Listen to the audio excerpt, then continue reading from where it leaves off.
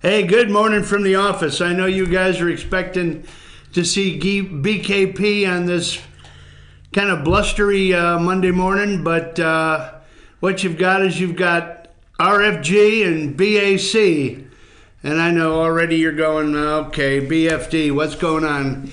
Rhinestone and Burlap, we're here taking over for Brian this morning. Brian is doing a little personal time. He went down to see family and friends, and they are winging their way back from wherever they were. I think they were down in Florida this morning. But Bruce and I are delighted to be here. Bruce? I'm very happy to be here. Yeah, we are. You betcha. We are as well. Let me tell you, I didn't realize the sophistication over at this place. The limo picked us up this morning at 3:30. We came over here. The first thing we did was meet with HR and get all our paperwork signed. We're part of the All-Star panel. Thank you, Brian.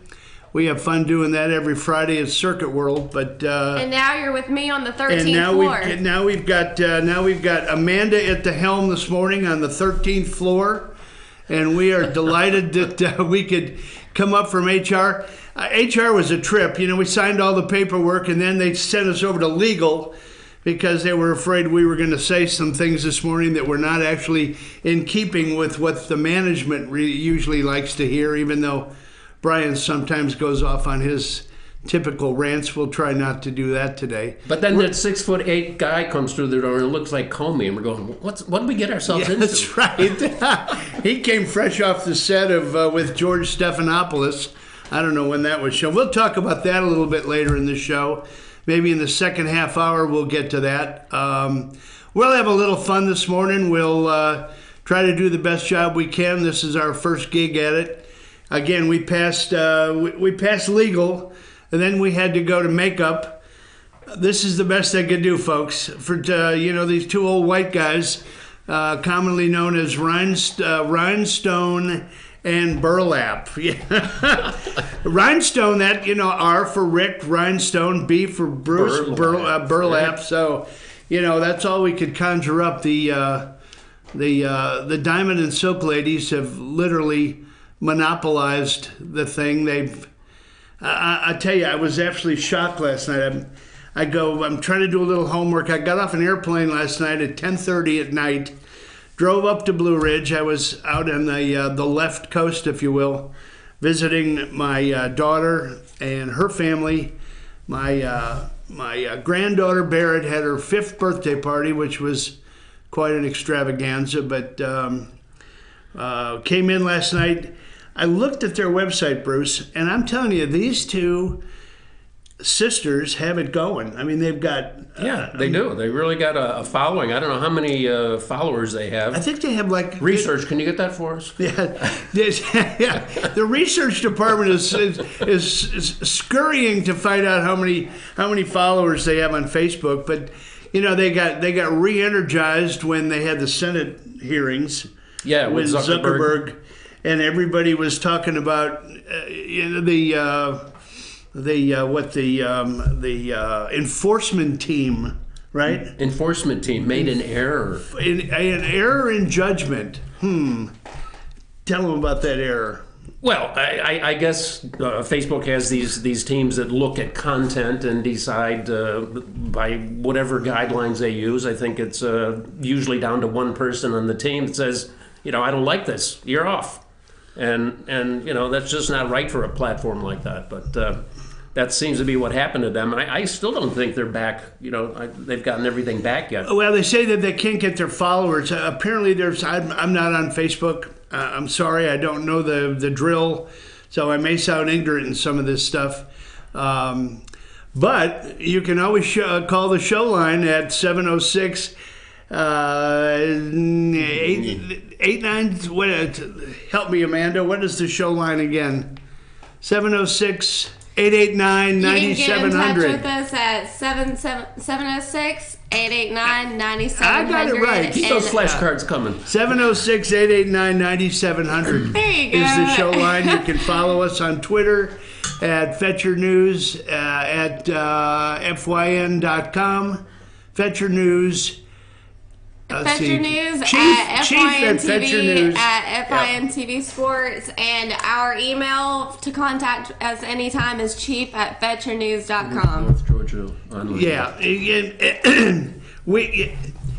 Brian does this every morning so seamlessly, and I could repeat it in my sleep. But when you come on and you get under these hot studio lights and you've got all these technicians running around giving you signals, you don't, some of the stuff freezes. So bear with me, folks. This is our first shot. Anyway. Pick it up, Riney. Yeah, pick it up. Here we go. Going back to the website, Diamond and Silk. Uh-huh. I mean, they, yeah, they've got, they are, they've got, let me tell you, folks, they've got a tour. They've got a tour going. They've got like a 10-city tour where you can go sit with Diamond and Silk, listen to their, I think they call it their Chit Chat Tour. All right, so DNS Chit Chat Tour. Why don't we open for them? If we do a decent job today, if we promote them enough in this 15-minute segment. Hey, we could do the R&B Oldies tour. There you go. Oh, yeah. Two old white guys from North Georgia do the lead-in for Diamond and Silk. We could have some fun with. They've got merchandise. Oh my God, the merchandise! They've got these big Trump bling badges. They've got T-shirts. They have jewelry? They have any jewelry? They've got rhinestone, as a matter of fact. That we could fit that right in. But they've got jewelry. They've got pictures, and these tours that they have. This chit chat stuff. Is it reasonably priced, or $150 if you want the VIP package? Just general admissions, $50. The $150 gets you a private audience with Diamond and Silk, a picture taken. You think we could do pictures? We could do pictures. Yeah, they'd probably have to pay us, or we'd have to pay them. You. To take, yeah. We'd have to pay you. We'll bring a stack of $5 bills, and we'll pay to have our picture taken with our newfound friends out there. Anyway, that's these gals are from Fayetteville, North Carolina. Regardless of where they're from, they got it working, folks. Never been to Fayetteville, you? I have not. Okay. Is that a big town? Number one, it's tough to get to. There's an army base there. Oh. There's a lot of military folks there. Huh. And it's kind of off on the East Coast there, not too far. I think it's right on the water, if I'm not mistaken. But anyway, they got the tour working. So, and they're on it now. I mean, yeah, I think their first stop is. Let me see if I can get this right. Their first stop was Pittsburgh. Pittsburgh. Yeah, they did a stop in Cleveland. They did a stop. They're not coming close. They go with New Orleans. Ah. Yeah, they're going to be down in New Orleans, your old stomping grounds. Yeah. Yeah, Bruce spent a long time in Baton Rouge, right? Yes. Red Stick. So, anyway, we've got, let's see, Brian wanted me to make a couple announcements this week, what we got coming up. He's got, this week is Local Candidate Week on the show. So, Tuesday morning, tomorrow, Brian will be back tomorrow morning. Back in the office. Back in the office, right. He will have in studio all three Gilmer County Post 2 Commissioner candidates. And they are at 8:15, Woody Jensen. At 8:40, Jerry Tusso, Tuso. Jerry, I hope I'm pronouncing your name correctly. If not, I apologize. He's on at 8:40. And then at 9 o'clock, we've got Carlene Ferguson. Carlene Ferguson at 9 o'clock. So we're going to be making those announcements during the show as we go on. So what else are we going to be doing today? We're going to talk a little bit about the Comey interview. I don't know if any of you saw that last night. Probably 60 Minutes probably got one of their highest ratings. It was 2020. Excuse me, 2020. I Yeah. thought it was 60 Minutes. Oh, yeah, George Stephanopoulos. Yes. The Clinton Hook, line, and supporter. sinker. So. So Bruce took copious notes last night during that telecast. So I was on an airplane. I didn't see it. I've just read some clips about it. So we'll try to cover that for you. Brian is in the middle of his political season, which is, it's just like butter for him. I mean, he just slides right through it. He really, really does a good job with all these candidates, and he had a couple of really good interviews, I thought, which we'll try to reprise today at some point in time, maybe in the maybe in that third half hour at the 9 o'clock hour. We'll look at the replay of the interview with Doug Collins, where they get into the budget that was passed, the omnibus bill. And Doug Collins does a lot outside of Georgia, right? He's been really active in going out to places where Republicans are having issues, and helps out. Yeah, he's a good. He really represents North Georgia well. He's a nice guy. I think he's a retired preacher, if I'm not mistaken. Hallelujah. Yeah, hallelujah to Doug. That brings up the point about the recent polls. Again, a lot of the polls are showing that the Democrats really have an enthusiasm. They're energized. Yeah. And it seems to be painting the picture that there could be a change in the House. They could take the Senate. I mean, who knows? But you just wonder. This feels so much like before the 2016 election. Yeah, the polls. Yeah, the polls. We could go off on a tangent on polls, but I don't put a lot of faith in polls anymore, because I really think there's an undercurrent that just says, I don't want to put yard signs up, I don't want to put stickers on my car, I don't want to tell people. I mean, there was an incident the other day where someone was accosted at knife point because they were wearing a Trump hat. There's been several incidents like I'm that. sure. People have ripped them off their heads and abused them otherwise. Yeah. I mean, we've all seen the clips of some of these student demonstrations where, God forbid, on a college campus, that you might want to have a little right-wing thinking or right-wing leaning. Or just a point of view that you don't agree with. I mean, that's what college is supposed to be about, at least, back in the day when we went. Back in the day, that was in the right after the big war, right? Yeah. I mean, we were, things were going on in Vietnam, and, where we went to school, I mean, they burned down the oldest building on campus. The old Main. Bruce and I go way back. We've been together forever. If you haven't heard this story before, Bruce and I grew up in a suburb of Chicago, a nice little tidy-whitey suburb, Arlington Heights, and we met each other early on when we were in single digits, if you will, and we are well up in double digits right now. We've been together a long time. We went to grade school. We went to high school.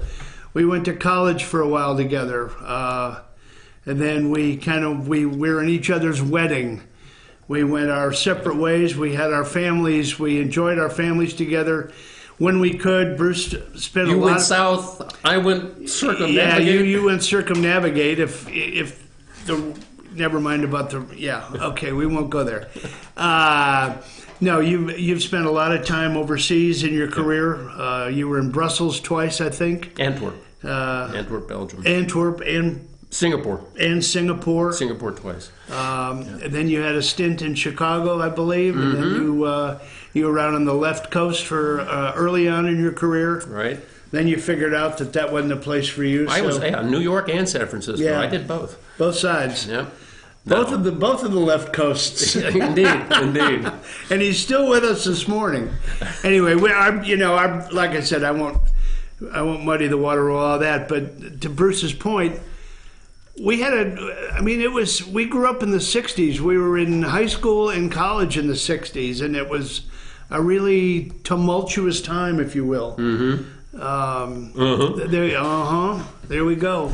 Way to go, Burlap. Shine in. Now we had I don't even know how you describe it. We had a revolution going on. Well, we had the music, all the new music coming out of the UK and then the US. We had drugs, the Flower Child movement, a lot of drugs going on. In Woodstock. Yep, and then we had the war, the Vietnam War. So the Vietnam War was a big deal. A very big deal. And there were a lot of anti-war marches going on, especially on the college campuses. Take it, excuse me. Yeah, because at the time they instituted the draft. I mean, you had to get into a pool. They pick numbers, and so they were drafting young men. at the time, and it became a very, very controversial issue because, bodies were coming back from Vietnam, and people knew if they got picked, they were probably going to go to Vietnam, and a lot of people didn't like that, and so there was political pushback, there was social, cultural pushback, and there was a lot of turmoil at the time. So on the campuses, I mean, you had people that would get very agitated, very emotional. There would be demonstrations, and again, I mean, we were at Southern Illinois in the late '60s, and they burned down Old Main one night. They never caught the perpetrators, but they burned down the oldest building on the campus. Right. It was sad. I mean, they brought out the National Guard in a lot of areas. Yep. You had the Kent State shooting. Yep, 1970. 1970 Kent State shooting, where the National Guard came out, and then there were They had live ammo, and unfortunately, there was a bunch of National Guardmen who were across a field from some demonstrators, and they had live ammunition, and one thing led to another, and somebody fired. Again, the National Guardmen were pretty much the same age as the college kids, and four students were killed. Yeah, and that was the really weird thing about it. You'd see National Guardsmen on the campus, and a lot of them were students right at the same university. So they'd be standing on the other side of the line in full uniform, talking to a fraternity brother, talking to someone that they see in class. That's why the whole thing was just so weird. Yeah. I mean, there were songs made up about it. Crosby, Stills, Nash made a living doing protest songs in that time. Yeah. So I mean, just about every group did one or two songs that said something about the war. Yeah. But I mean, now, the things on campus. I mean, there's still demonstrations. Things are getting broken. There's damage and all that. But points of view don't seem to be as freely exchanged now as they did back when we went through all this. So it's a little discouraging, I think, for the kids and the future generations to not understand.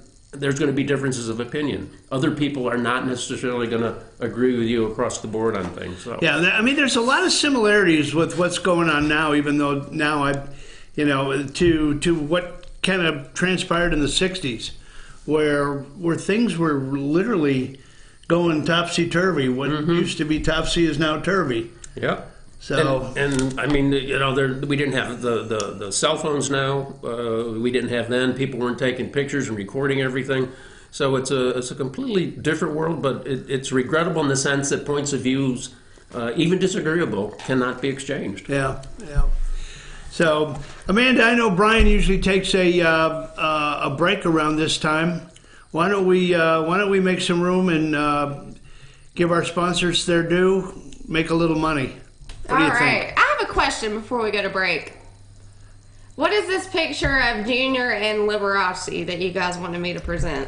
And why Rhinestone and Burlap? Please explain. I was trying to conjure up. Burlap. I was trying to conjure up what Rhinestone and Silk might look like. Burlap, please. Rhinestone and Burlap. Rhinestone and Burlap. I'm trying to give you your props here. You're more of a Silk guy than Burlap, all right? But anyway, I'm thinking Burlap kind of like Junior Samples. Now, obviously, Bruce doesn't look anything like Junior Samples, but if you can kind of picture some old boy sitting back there with the overalls, that's kind of what we're thinking about Burlap. And then was he Country Acres or? He was on Hee Haw. Hee Haw. He made a living on Hee Haw. And there's my boy Liberace. Liberace's up there. Ooh. Let me tell you. This guy had it going. He was so flamboyant. He was one of the highest paid entertainers in the 50s and 60s. He was, if you can believe this guy was born in West Allis, Wisconsin. He's a Polish Italian, very, very accomplished pianist. And he lived in this garish mansion. He always wore rhinestones, and he was kind of that's right. He was kind of the Elton John of his day, if you will. Just a little bit more, probably. I mean, but bridge the gap, like from rock into the Lawrence Welk group. Yeah, exactly. That's exactly what he did. Okay, boys, a 1 and a 2. Yeah, but he always had the candelabra working.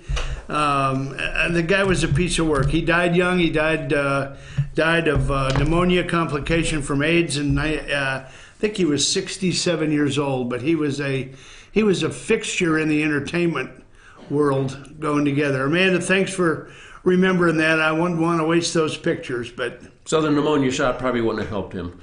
no. No. So anyway, let's take a break. We'll come back. When we come back, we will be talking a little bit. I want to talk a little bit before we get into the Comey segment in the second half hour. I want to talk a little bit about Paul Ryan and his lame duck status, and what really should we do about him to maybe help those 50 seats that are at large that are in play, so to speak. So, Amanda, how about taking us to break?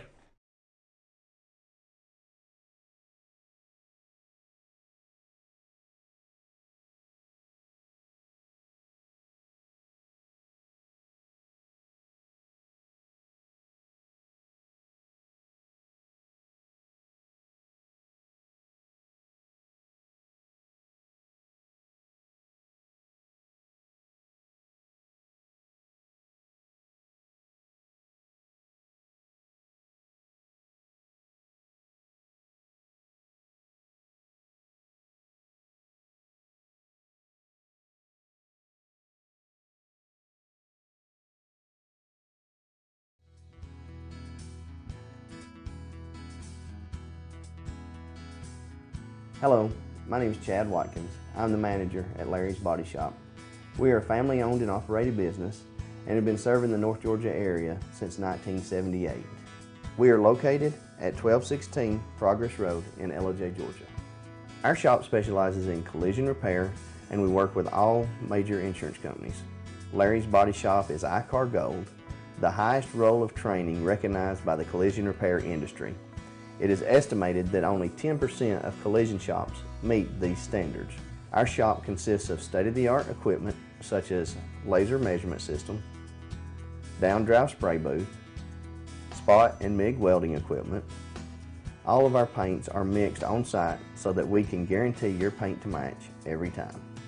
I know that having an accident can be a stressful event. We take pride in making sure our customers are satisfied with the repair of their vehicles. Our waiting area is clean and comfortable with free Wi-Fi and refreshing beverages. So if you're in an accident, stop by and see us at Larry's Body Shop. Circuit World, brand name merchandise at unbelievably low prices. Furniture, appliances, and electronics. Circuit World is locally owned and operated, serving the tri-state area. Circuit World has highly trained professionals to help. Visit your hometown Circuit World today. 3 locations in Georgia: Ellijay, Blue Ridge, and Blairsville, Franklin, and Murphy, North Carolina. No credit checks, so let Circuit World deliver to you today.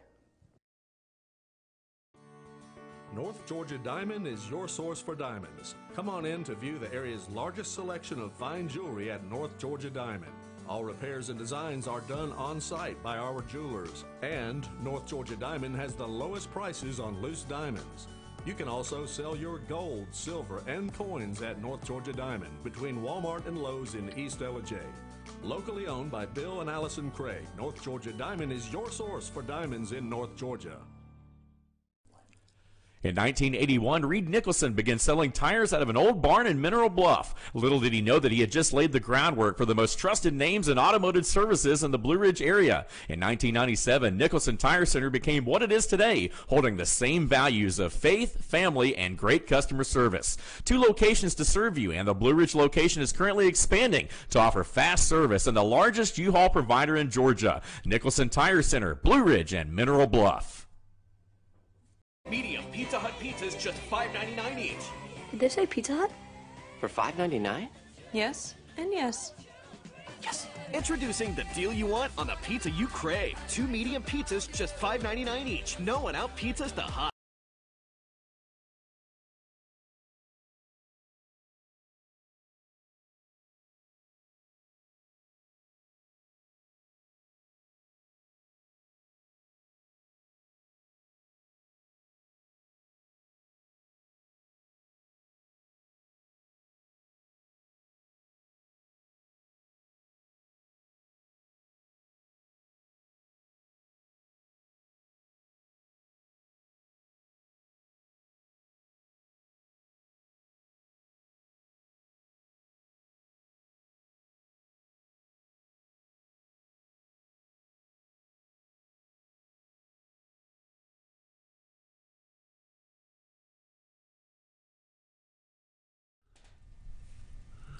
Hey, folks, we are back. We took a little break there for the cause. We are here live at the office. We are delighted to be here. This is Bruce and Rick. Our new names are Rhinestone and Burlap. We're taking over for Brian here in the office this morning while he runs a few personal errors. Mm-hmm. We are delighted to be here. We're talking a little bit about the 60s. We're going to touch on a few things as we go along. I wanted to bring out again during the week. Brian will be back tomorrow, incidentally. He'll be live in studio at the office at 8 o'clock. We're going to have local candidate week next week. This week, excuse me. Thank you. You're welcome. Burlap. Mm-hmm. Anyway, Tuesday morning we will have in studio. Brian will be interviewing all 3 Gilmer County Post 2 Commissioner candidates. 8:15 we've got Woody Jensen, and then at 8:40 we've got Jerry Tusso.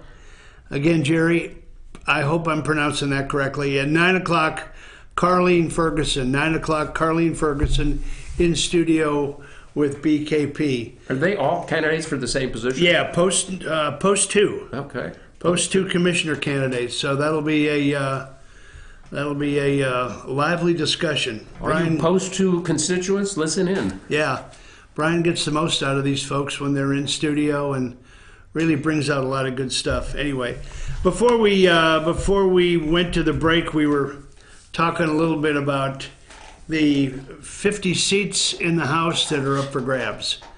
In November. In November. Bruce was saying how energized the Democrat base is. According to the polls. According to the polls, and we're still in limbo, if you will, as to whether the polls are accurate. As we were saying earlier, do you agree the polls? Yeah, I agree with your point you made before that people's faith in these polls, my faith in them is gone in the toilet. I mean, have you ever been called? Have you ever been polled? No.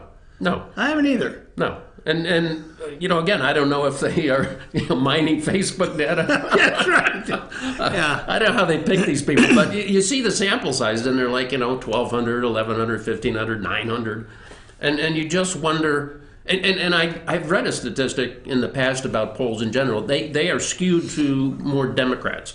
They typically have 5 to 7% more Democrats in the sample. That they take. Yeah. I mean, you can go into the fine print and read the sampling, and Bruce is right. If you look at each one of these polls, you'll see that 65% left-leaning thinking, 35%. Well, 30% right when then. Well, I mean, now more and more people are saying, well, I'm independent. So I think the independent bloc, as it were, is growing. But, again, independents being what they are, you just don't know how they're going to lean. And I agree that people, I think, are reluctant to say things to pollsters that really reflects what they do when they get in the voting booth. Yeah. Let's touch on Paul Ryan a little bit. Paul Ryan, as most people know by now, Speaker of the House, decided to step down to spend more time allegedly with his family. He's been around, 20 years? I think very close to 20 years. 20 years. There's a strong over 20 years. Yeah, there's a strong rumbling, I believe, on the Republican side that said, okay, you make your announcement in April, so you're a lame duck till January? That,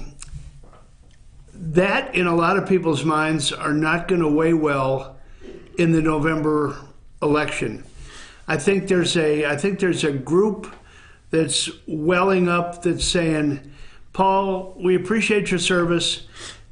Hey, dude, take a powder, go enjoy your family. Let's get a new speaker-elect, put him in place, make sure he's on the Trump agenda so he doesn't have to go out, and so Paul Ryan doesn't have to go out and try to talk about the accomplishments. It seems like every time he starts to talk about the accomplishments, he gets kind of a little, kind of one of those chokes where you tasting your cheese sandwich twice. Mm-hmm. Anyway, your thoughts? Well, yeah, there's, I think, a healthy debate going on about if he should stay in the position or step away sooner rather than later.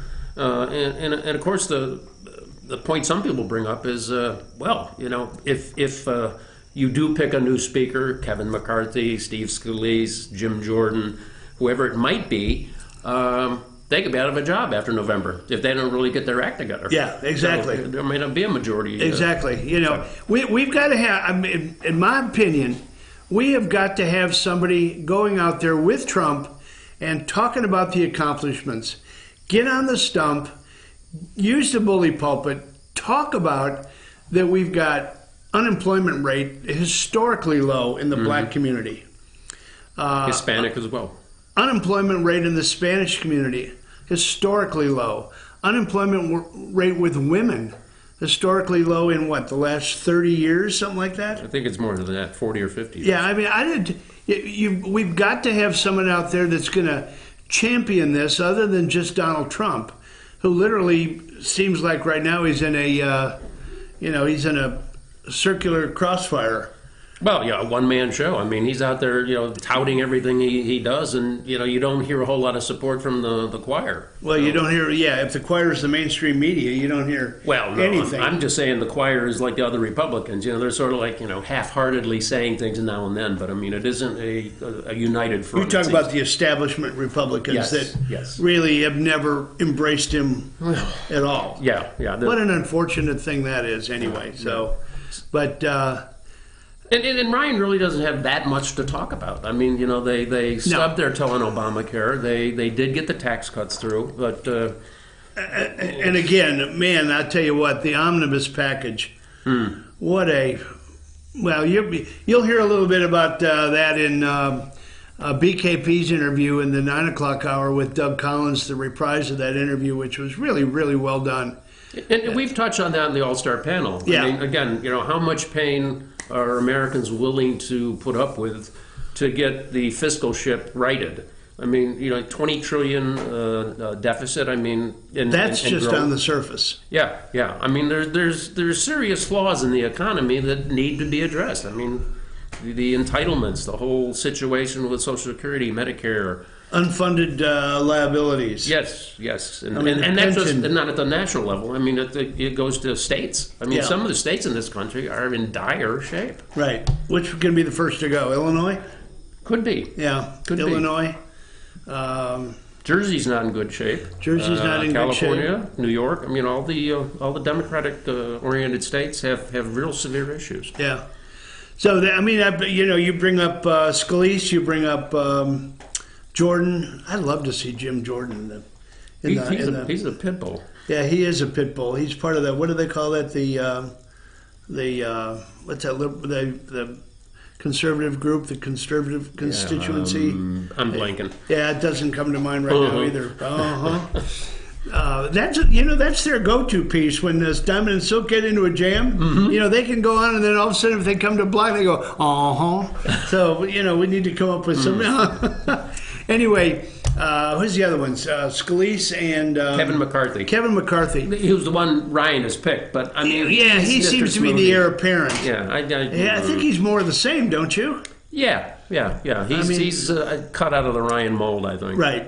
And now all I see is Ryan as kind of the bag boy for Schumer and Pelosi. I mean, well, I don't know if I go that far. Well, let me tell you. Tell me.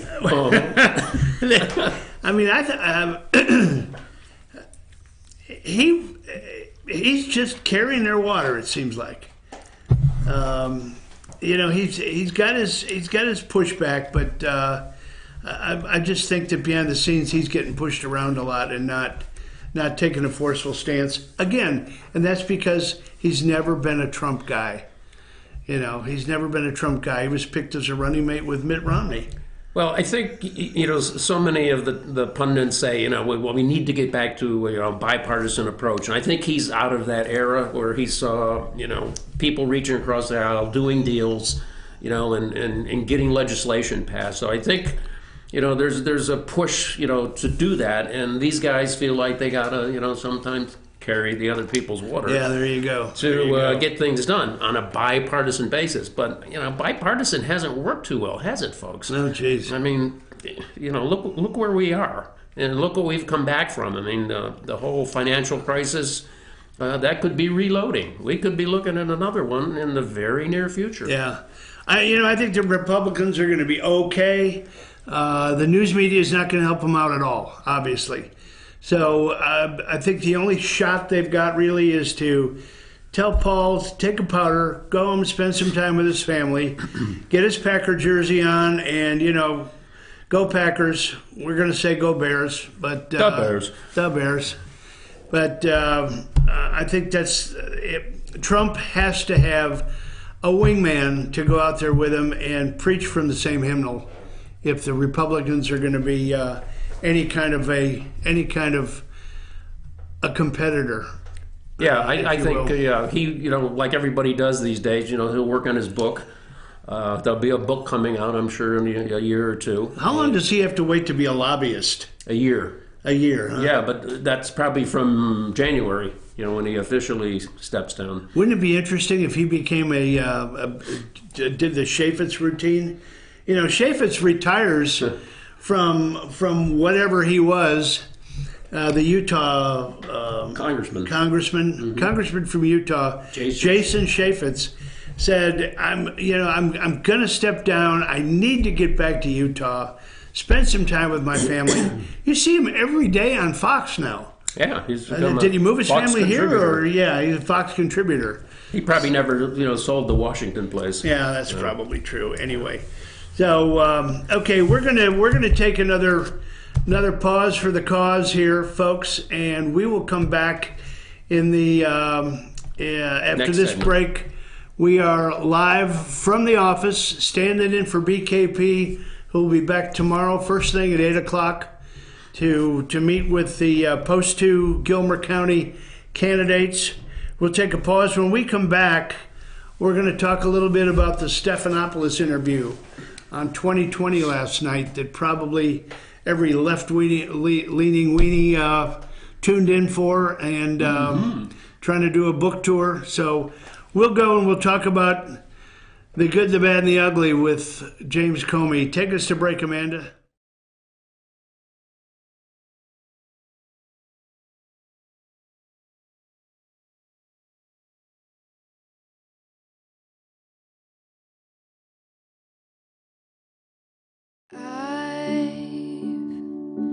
Had the time of my life. I never felt like this before. I swear it's the truth, and I owe it all to you. I'll tell you something. This could be love, because I've had the time of my life. I've never felt like this before, 'cause I've had the time of my life.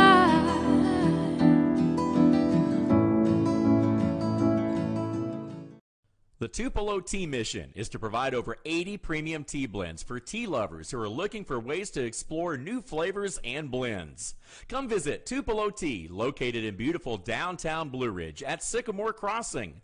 Be sure to sample our various varieties of honey and tea. Visit us on the web at tupelotea.com or call us at 706-946-TEAS. That's TEAS. Tupelo Tea, located in beautiful downtown Blue Ridge. Ace is your healthful place for paint and home goods, tools, outdoor living, and lawn equipment. But did you know Ace Hardware of Blue Ridge is a little bit more?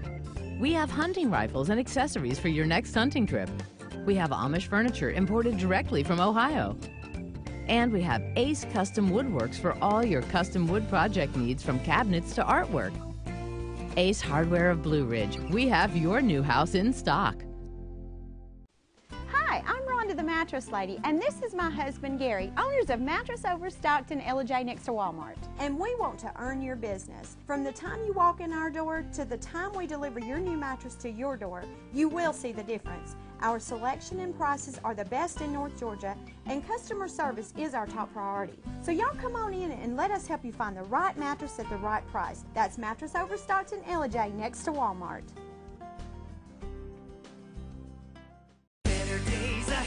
It's just this simple. Nobody beats Days on price. If it's a Chevy, you'll pay less at Days Chevrolet in Jasper. Now save $4,000 off a new 2018 Chevy Malibu, or save up to $10,000 off a new 2018 Silverado Crew Cab. It doesn't matter which Chevy you choose. Nobody beats Days on price. $10,000 off Silverados and $4,000 off Malibus at Days Chevy in Jasper. Better days ahead, Days Chevrolet. Find new roads.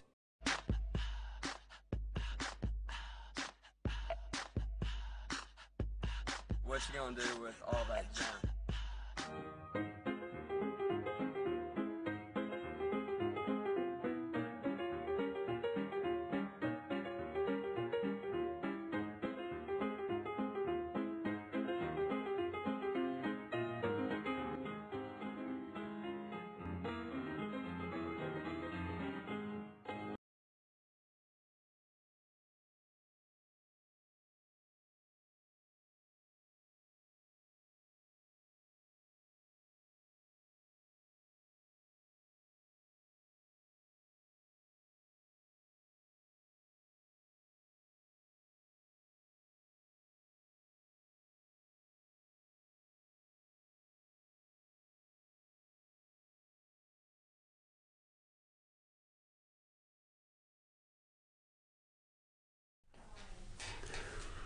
Hey, folks, we are back.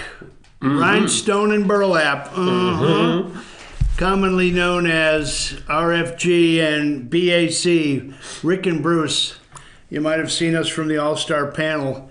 We're sitting in for BKP this morning.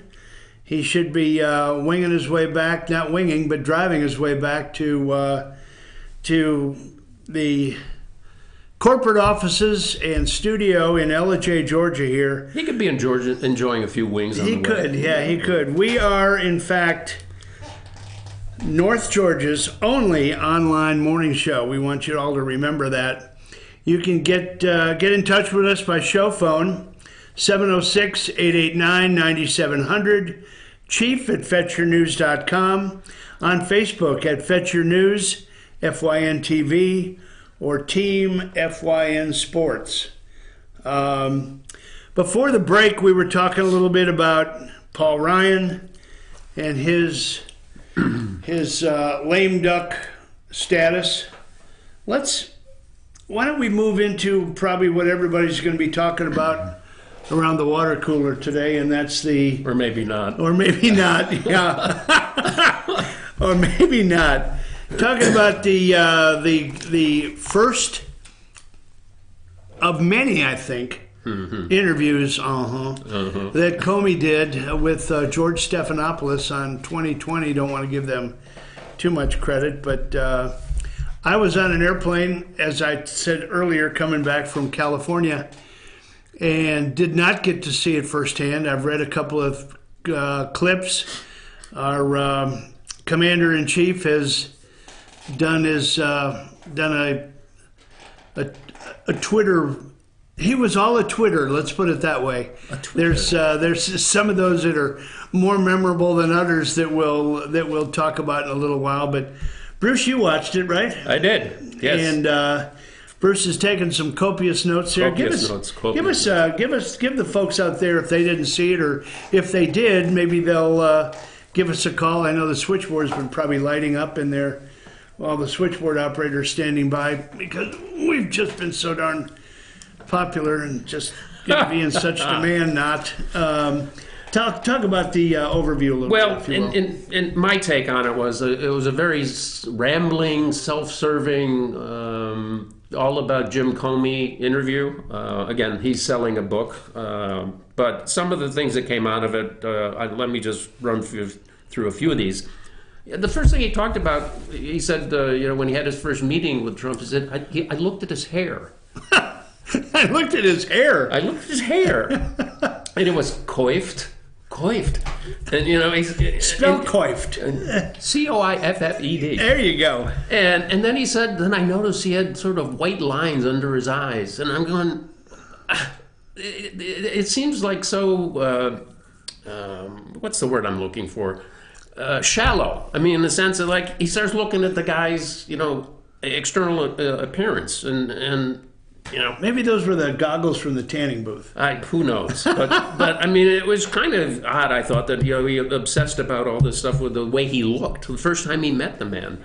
Anyway, it went on from there. You know, one of the big things he kept saying or intimating was that he didn't want it to be political, but it was. You know, it was very political. He talked about how when he was 16, the house he was living with his family got broken into. So he's always had a big heart for victims. When he was 16 years old? 16 years old, yeah. Him and his brother, were there, I guess, when it got broken into. And, you know, I don't think they weren't hurt or anything. But he said, you know, it gave me a feeling for victims.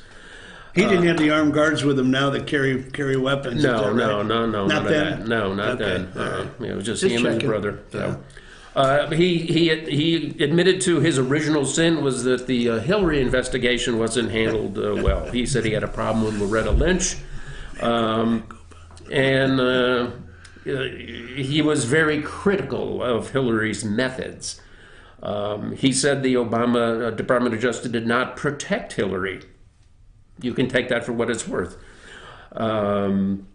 Hillary's revelations, he said the whole thing that came out about what she did and didn't do, he said was a clear double standard compared to other things. So the Attorney General, he got into the Attorney General's doing what they were doing with the FBI, and he said he disagreed with some of the things that the AGs were doing. He said the FBI basically is a group of a large number of flawed humans trying to do their best. So, you know, he's just sort of covering himself up in this, and it just rambled on and on along these lines. Did they talk about the tarmac incident at all? Not very much. Did that come up with Loretta Lynch and President Clinton talking about their grandkids? Well, he did say that he had a problem with Loretta Lynch. I mean, he didn't really go into too much detail, and Stephanopoulos didn't press. I guess there's something to be said for that later on. He did then go into this, you know, kind of odd talk about there was that TV thing where there was a group of men in the Blue Room, and he said he was trying to stay back against the wall. He was in a blue suit, and he tried to get by the blue drapes so he'd blend in. That's the guy 6'8". Yeah, like you blend. Yeah. But, you know, he said, nonetheless, Trump called him over, so you had to do the long walk over. And he said, you know, my wife and my daughters knew that was my oh no face as I walked across the room because I didn't want to do that. That's great, my oh no face. My oh no face. Talked a little bit about the reference to Donald Trump being like a mob boss.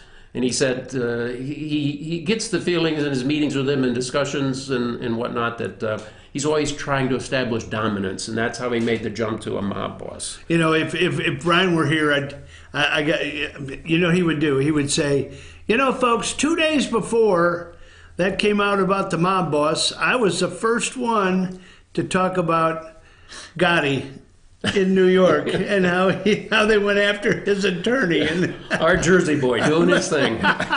Anyway, I got to give BKP his props. Yeah. He said they got into the Russian influence thing where he had the meeting where he talked about Mike Flynn. He said, I hope you can let it go. And, you know, he said that took him aback. He wasn't quite sure. And he said he should have responded more explicitly, but in hindsight, he didn't. Stephanopoulos asked him, do you think crimes were committed? In a sense. And he goes, yes. So in a sense they were. In a sense they weren't. Who knows? In a sense they were, but they weren't followed up on. Whatever. He continued to be judge and jury about everything. Yeah, I mean, it was really bland. I mean, it was just really, you know, read the book. You know, you got to get the book to get more of the stuff. It was sort of self-indulging. Yeah, it was sort of a presser for people to buy the book and read it, and whatever. Did Stephanopoulos ever give him any hard, were they all softball questions? Pretty much, I think, except to the end, Then he said, "Do you think Trump is fit to be president?" And he said... Well, that was probably a setup question, wasn't it? Well, yeah, but it sort of ended with that he basically said he's morally unfit to be president. And I'm thinking to myself, well, you're ethically unfit to be the FBI director. But, yeah. Anyway, it was just, as Rick said, a taste of more to come. There's going to be more interviews. He'll be asked different questions by other interviewers, and I just was not impressed with him. And I think some of the other people who, former FBI people, who were in the management level, the hierarchy of the FBI, said he has really besmirched the FBI and really put a stain on them. At the management level, if you will. And having said that, I think I know there's a large group of FBI agents and people that are doing the yeoman's work of keeping this country safe and doing it right and doing it ethically. And so Swamper's at the top. Yeah. The Strocks, the Pages, McCabe, Rosenstein. Yeah. Have you got a video, Amanda? Did you have a video of something?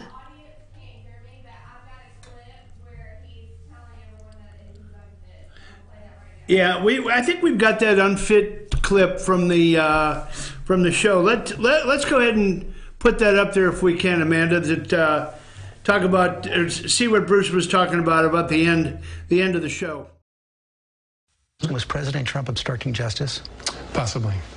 I mean, it's certainly some evidence of obstruction of justice. James Comey is getting personal with his attacks on the president. I don't think he's medically unfit to be president. I think he's morally unfit to be president. As for claims he helped Donald Trump win the White House, Comey hopes that's not the case. A whole lot of me was thinking, oh my God, did we have some role in this? Comey recalls his encounter with the president where they discussed the Russian dossier and its unverified claims. And he interrupted, started talking about it. Do I look like a guy who needs hookers? The president fired off a string of preemptive tweets this morning, including one that read, quote, "Slippery James Comey, a man who always ends up badly and out of whack, he is not smart, will go down as the worst FBI director in history by far." Press Secretary Sarah Huckabee Sanders also attacked Comey again today. Look, it's been very clear that James Comey is a self-admitted leaker. He lied to Congress. He's been inconsistent. What did he lie to Congress? But Comey maintains he has always been honest. Can you assure people that the Obama Justice Department was not protecting Hillary Clinton? Yes. The FBI drove this investigation, and we did it in a competent and independent way. I would bet my life on that. Comey admitted that he did not tell the president his opponents funded that Russian dossier. He said he did not think that information was Folks, that was the end of the interview with George Stephanopoulos and James Comey talking about our president. I'd kind of like to refer to him as one of the heads of the Hydra. The other two being Mueller and McCabe. Those three guys are a prime example, in my opinion, of the deep state. Those are the message boys of the deep state, trying to bring down the President of the United States. It's just so self-evident, and Trump is not going to take it. He doesn't take a punch well.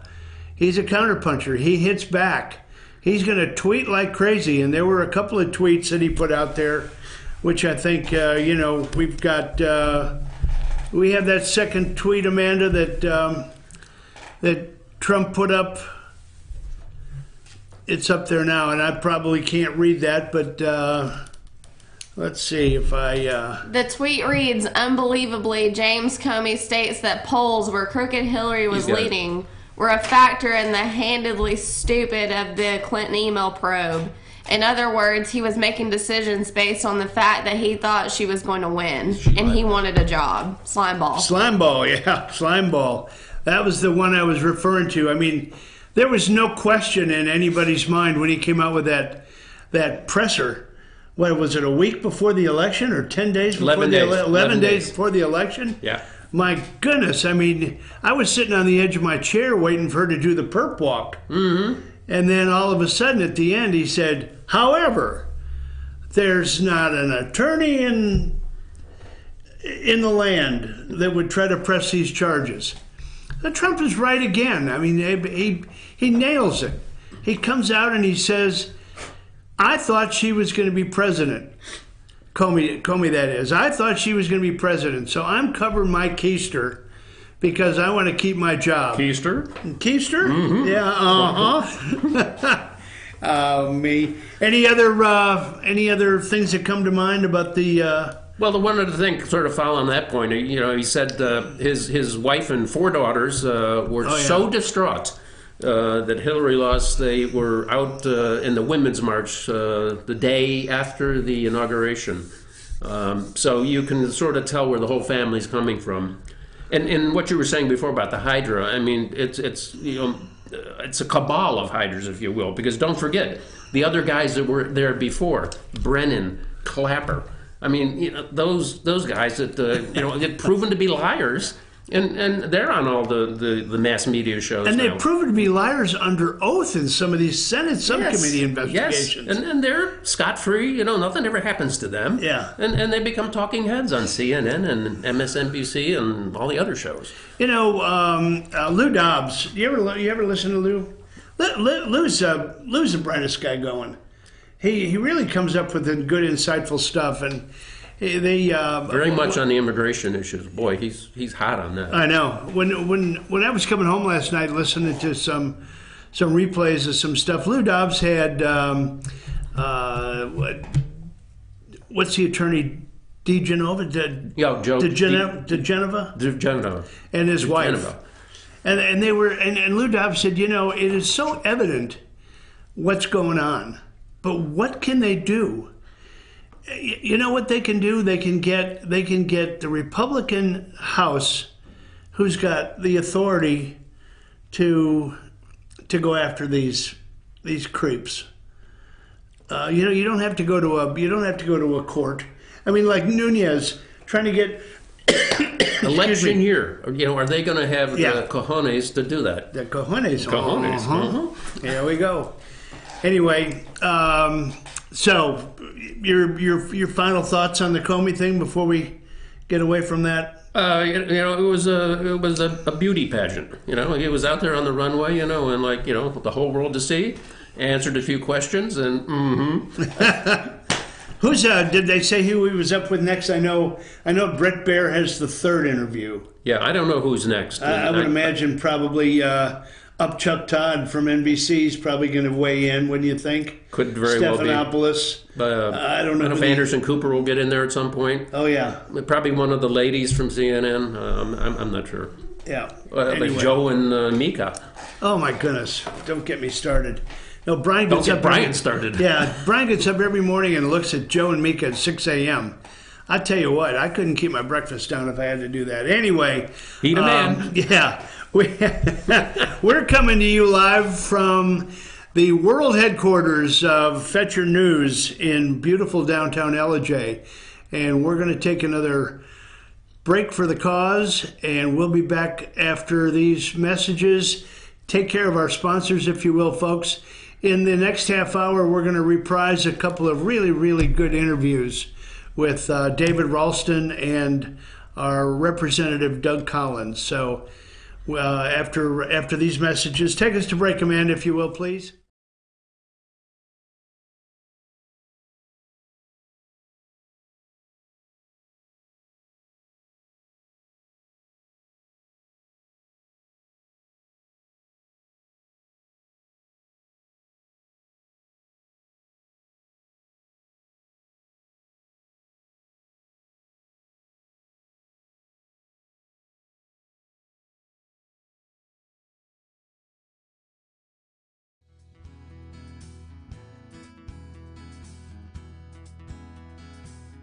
Hello, my name is Chad Watkins. I'm the manager at Larry's Body Shop. We are a family-owned and operated business and have been serving the North Georgia area since 1978. We are located at 1216 Progress Road in Ellijay, Georgia. Our shop specializes in collision repair, and we work with all major insurance companies. Larry's Body Shop is ICAR Gold, the highest role of training recognized by the collision repair industry. It is estimated that only 10% of collision shops meet these standards. Our shop consists of state-of-the-art equipment such as laser measurement system, down-drive spray booth, spot and MIG welding equipment. All of our paints are mixed on site so that we can guarantee your paint to match every time. I know that having an accident can be a stressful event. We take pride in making sure our customers are satisfied with the repair of their vehicles. Our waiting area is clean and comfortable with free Wi-Fi and refreshing beverages. So if you're in an accident, stop by and see us at Larry's Body Shop. Circuit World, brand name merchandise at unbelievably low prices. Furniture, appliances, and electronics. Circuit World is locally owned and operated, serving the tri-state area. Circuit World has highly trained professionals to help. Visit your hometown Circuit World today. 3 locations in Georgia: Ellijay, Blue Ridge, and Blairsville, Franklin, and Murphy, North Carolina. No credit checks, so let Circuit World deliver to you today. North Georgia Diamond is your source for diamonds. Come on in to view the area's largest selection of fine jewelry at North Georgia Diamond. All repairs and designs are done on site by our jewelers. And North Georgia Diamond has the lowest prices on loose diamonds. You can also sell your gold, silver, and coins at North Georgia Diamond between Walmart and Lowe's in East Ellijay. Locally owned by Bill and Allison Craig, North Georgia Diamond is your source for diamonds in North Georgia. In 1981, Reed Nicholson began selling tires out of an old barn in Mineral Bluff. Little did he know that he had just laid the groundwork for the most trusted names in automotive services in the Blue Ridge area. In 1997, Nicholson Tire Center became what it is today, holding the same values of faith, family, and great customer service. 2 locations to serve you, and the Blue Ridge location is currently expanding to offer fast service and the largest U-Haul provider in Georgia. Nicholson Tire Center, Blue Ridge, and Mineral Bluff. Medium Pizza Hut pizzas just $5.99 each. Did they say Pizza Hut? For $5.99? Yes, and yes. Yes. Introducing the deal you want on the pizza you crave. 2 medium pizzas just $5.99 each. No one out pizzas the hot. I've had the time of my life. I never felt like this before. I swear it's the truth, and I owe it all to you. I'll tell you something. This could be love, because I've had the time of my life.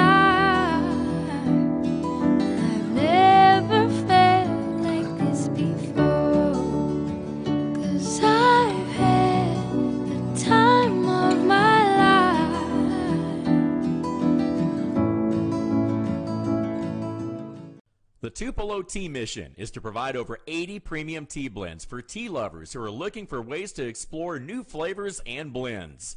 Come visit Tupelo Tea, located in beautiful downtown Blue Ridge at Sycamore Crossing. Be sure to sample our various varieties of honey and tea. Visit us on the web at tupelotea.com or call us at 706-946-TEAS. That's T-E-A-S. Tupelo Tea, located in beautiful downtown Blue Ridge. Ace is your healthful place for paint and home goods, tools, outdoor living, and lawn equipment. But did you know Ace Hardware of Blue Ridge is a little bit more? We have hunting rifles and accessories for your next hunting trip. We have Amish furniture imported directly from Ohio. And we have Ace Custom Woodworks for all your custom wood project needs, from cabinets to artwork. Ace Hardware of Blue Ridge. We have your new house in stock. Hi, I'm Rhonda the Mattress Lady, and this is my husband Gary, owners of Mattress Overstocked in LJ next to Walmart. And we want to earn your business. From the time you walk in our door to the time we deliver your new mattress to your door, you will see the difference. Our selection and prices are the best in North Georgia, and customer service is our top priority. So y'all come on in and let us help you find the right mattress at the right price. That's Mattress Overstocked in LJ next to Walmart. Better days ahead. It's just this simple. Nobody beats Days on price. If it's a Chevy, you'll pay less at Days Chevrolet in Jasper. Now save $4,000 off a new 2018 Chevy Malibu, or save up to $10,000 off a new 2018 Silverado Crew Cab. It doesn't matter which Chevy you choose. Nobody beats Days on price. $10,000 off Silverados and $4,000 off Malibus at Days Chevy in Jasper. Better days ahead. Days Chevrolet. Find new roads.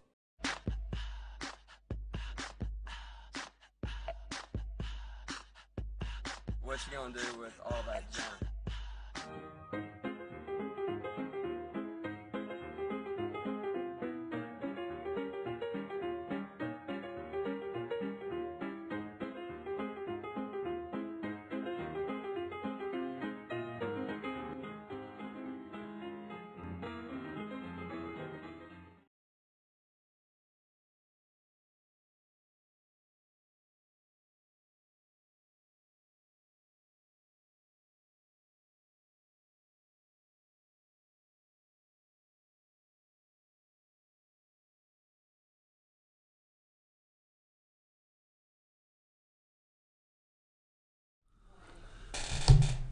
Hey folks, we are back. If you just joining us, you've probably noticed that BKP is not here, but RFG and BAC, our new names, Rhinestone and Burlap are here. Burlap. Hey, we're having some fun this morning, taking over for BKP while he is motoring back up. Speaking of motoring BKP, you know, BKP runs these 10 counties like no man could ever do, and he's got this Honda Accord that he beats up and down the highway. He's got a big old license plate on the front of it that says Larry's Auto Body, and around the facade of the front car on the bumper, he's got paint peeling off. Well, that's because he's, you know, probably eating every bug in North Georgia, running up and down to visit all of his 10 county coverages. Larry can't help him there? Well, Larry's been trying to get him to help me. He said, Brian, if you're going to keep that license plate on the front of the car, we're going to get the front end of that car painted so it looks like it came out of Larry's body shop. So what did Brian and Lisa do this weekend? They got themselves a rental car. They dropped the car off at Larry's, and we're going to see a fresh coat of paint on the front end of that car, we hope. Mm-hmm. And and that burgundy little monster is going to be fresh and new and running like a champ. Anyway, safe travels to you guys. Brian will be back 8 o'clock fresh tomorrow morning. He's going to have post 2 commissioners from Gilmer County. All 3 of them will be here live in studio. He'll have them with him. Let's see. I don't know what those folks' names were. We've mentioned them several times before, but Woody Jensen. Yeah, there you go. Jerry Tusso. Okay. And Carlene Ferguson. Have you got times on those people? Woody's at 8:15. All right. Jerry is at 8:40. There you go. And 9 a.m. is Carlene Ferguson. Carlene Ferguson. Yes, sir. You also probably recognize Bruce and I if you've watched the show before. We love to join Brian and our friends over at Circuit World. JR and the boys welcome us with open arms every Friday morning at 8 o'clock. Brian's on with Dr. Bill Whaley doing the doc, answering the... Answer, yeah, whatever it is. In-house, yeah. He's our in-house go-to guy, folks. If you want any questions answered, shoot them in to chief@fetchernews.com, and they will they'll get those questions fired over to the doc. Doc Whaley. Yeah, Doc Whaley.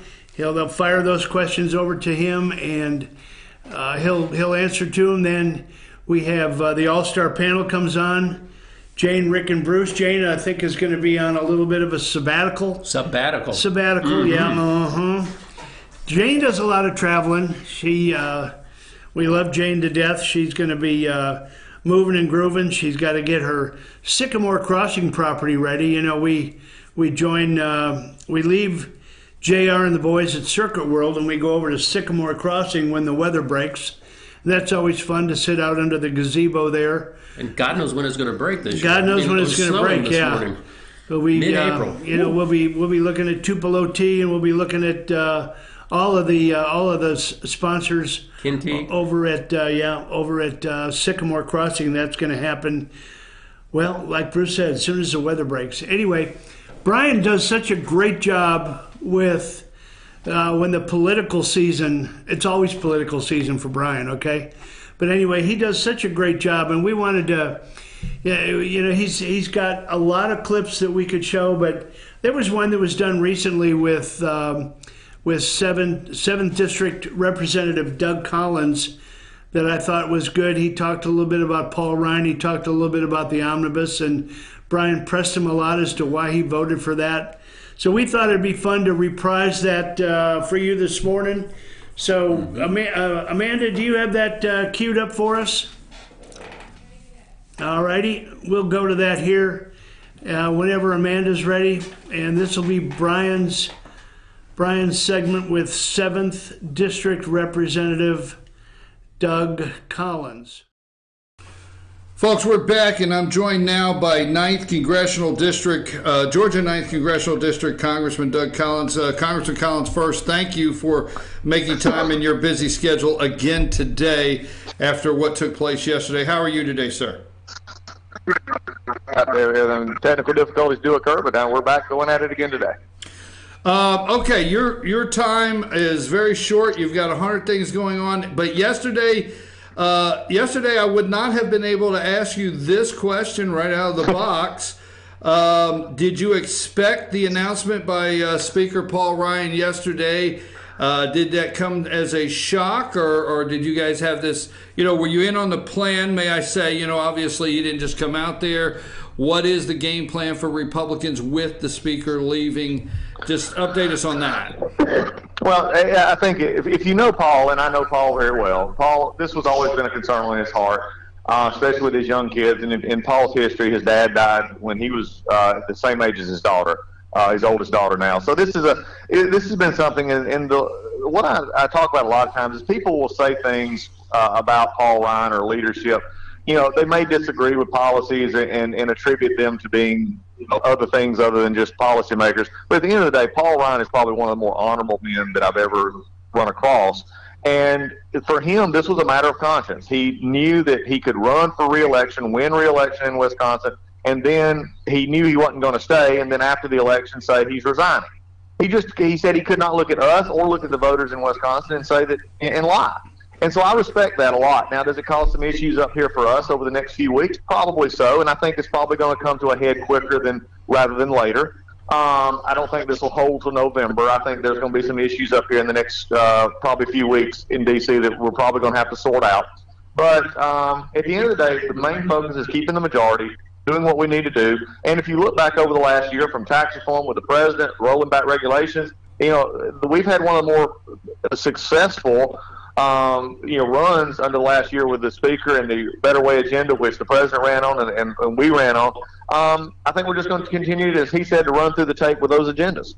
Well, you said, he couldn't look at the voters of Wisconsin knowing he was going to resign and leave, and he couldn't look at you, the House of Representatives that he leads, and just look you guys in the face.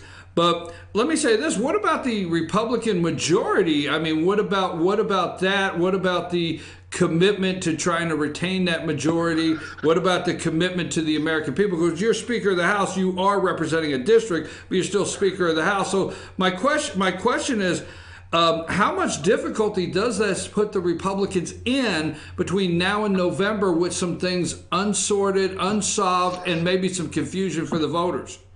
Well, again, and not to make light of it, but I think the vast majority of people, and I say this, who are non-related to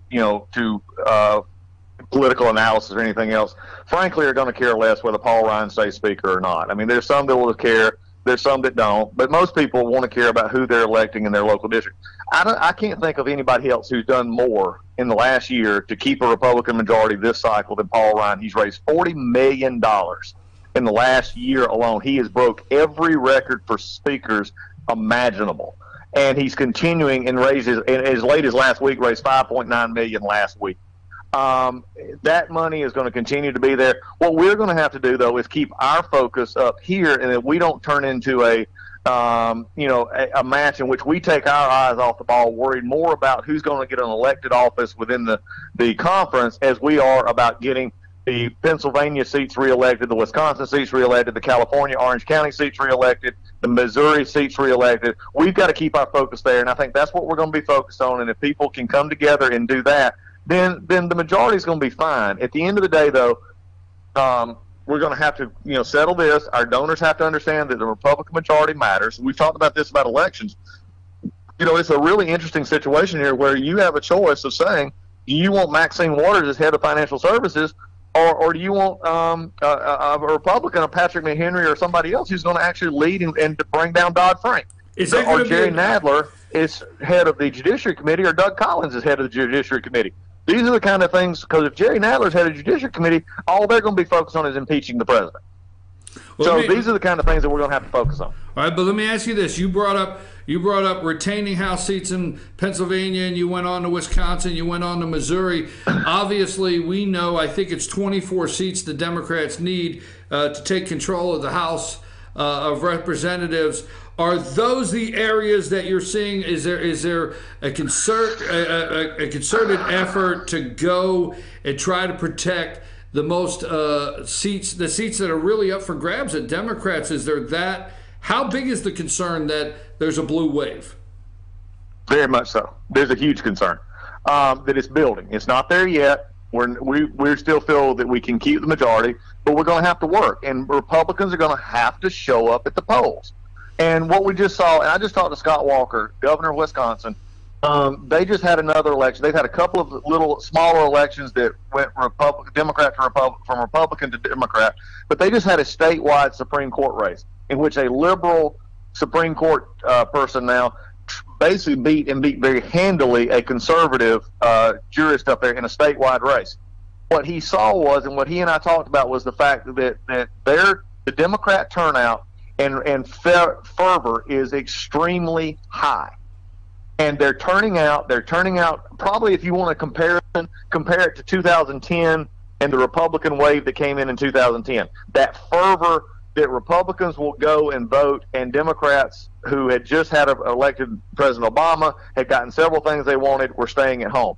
This is something that we see typically in midterm elections, but it's not just the seats. I was in a seat recently, and I've looked at some polling data in which we've got suburban seats in which Republicans hold right now and won by 3 or 4 points, 4 or 5 points, in which the president is 25 points upside down, in which our incumbents are right now even in these races. These are races that if we don't keep, we lose the majority. And it's not just in Pennsylvania, where, by the way, redistricting killed us up there. We're going to probably lose 3 to 4 seats in Pennsylvania, not because of anything else, except they just redistricted out of the competitive nature of these seats. What would you say to somebody that said, and Congressman, I try to frame the questions in the discussion. What would you say to somebody that just said, well, that you laid the groundwork to say that these districts were the president's 25 points upside down for the reason why the Republicans would lose those districts? I mean, how many districts in that frame are we looking at that is a concern for the Republicans this November? A bunch. There are a lot of those suburban districts in which the polling is not as good as we wanted. Now, does it mean necessarily, Brian, that number is what caused this? What I'm doing and what and I'm working with our candidates all across the country, is to make these races local. All I'm saying is that shows the fervor right now of Democrats who want to come out, who are furious with what I believe has been a great administration. President Trump working to roll back regulations, strengthen our military, doing tax cuts, doing all those things. They don't like. They've been from minute one since November of 16. They have been only focused on November of 18. That's all they're focused on. Right. What it shows is an intensity factor, and that's something we can't ignore. And I think what's going to happen though is in some of these seats in which the numbers are not as good for us. What is good is the individual representative is in that race is competitive or winning. We just got to keep that focus because we've got to have our people turn out and make sure that they're voting. If they're not voting, we can lose some of these seats. And I think that's going to be an interesting, topic as we look across the country. And even starting in Georgia, maybe not this election, but it could be this election where you're going to see turnouts in districts like Rob Woodall's district. We saw it in Karen Handel's district, in which, have been traditionally solid Republican seats, in which those numbers are much tighter than they have been. Well, I will say this, not to just get into the weeds, but not just congressional. Here in Georgia, there's a record number of Democrats on the ballots for either further down ballot elections than have been in the past. Okay, here's my one question. And there's a reason for that, Brian. And there's a reason for that. That is because they're concerned. They want a Democrat on the ballot every place in November, and also in the primary because of the governor's race. Right, exactly. They want people to come out to vote for to vote for their local candidates and vote for governor. I'm with you. There you go. Okay, why? This is the question, and let me just say this, and I'm going to just say it like this. In the voter's mind, okay, Republicans, Planned Parenthood is still funded for the general voter's mind, still funded. Obamacare is still there. Omnibus spending bills that did not cut deficit. The list goes on for conservatives and even moderate Republicans that promises were made. So let me ask you, in general, for maybe speaking for all Republicans, I know you can't in the House, but why should the people come out and vote for Republicans? What is in the Republican platform for them to come out and vote for? Okay, well, number one, let's go back down to this. Planned Parenthood, even if it's a perception, the perception is not true. There's no money in the budget, especially that we voted for in the omnibus, that goes toward anything that Planned Parenthood gets. And in Planned Parenthood money that they do get is Medicaid money, in which they do actual medical divide. Now, we can debate that all day long, and I don't want them to have that, but it's the same money that hospitals and everything else get. That's a different issue. The other issue, let's just put it pointedly. If you had the Democrat control, you wouldn't have had tax cuts. If you had Democrat control, you would not have the regulations rolled back. If you didn't have if you had Democrat control, you would not have now had a military that the president promised was fully funded. If you had Democrat control, you would not have over 100 miles of actual concrete brick and mortar fence being built with $1.6 billion that is in the omnibus on the border. You would not have the regulatory rollback at EPA. You would not have Dodd-Frank being repealed. I can run a list, and we can debate the perfection or non-perfection, but when you get to, I get really passionate about this. I get really upset about Obamacare because we in the House have done it. I am tired of being blamed for the Obamacare issue in the House because the Senate is where the problem is. They killed Rand Paul, a lot of those guys over there killed John McCain, Susan Collins, Lisa Murkowski. They killed Obamacare last year. They kept Obamacare. And they kept it without, we had $800 billion in mandatory spending cuts last year that they just thumbed their nose out. So I think when you look at this, we can go to political issues. If you want more gun control, elect a Democrat. If you want a Supreme Court or justice that Trump can't get elected, then elect a Democrat.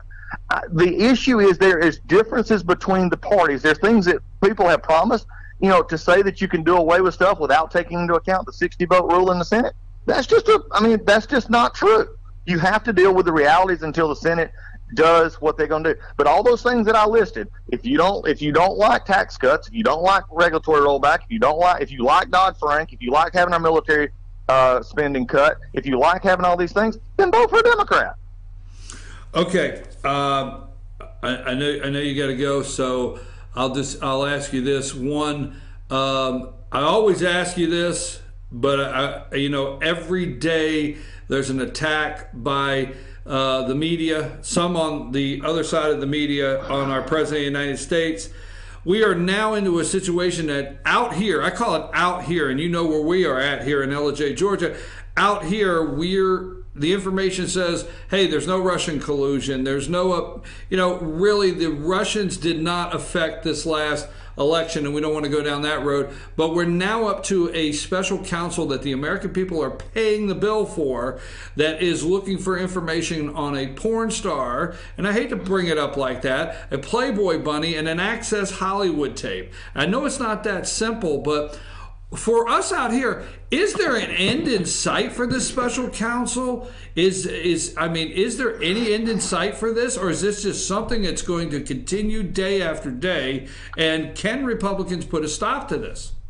Well, I think the issue at this point, I think there should be an end to it. I'm hoping it's coming to an end fairly soon. The Inspector General report from the DOJ is coming out very soon.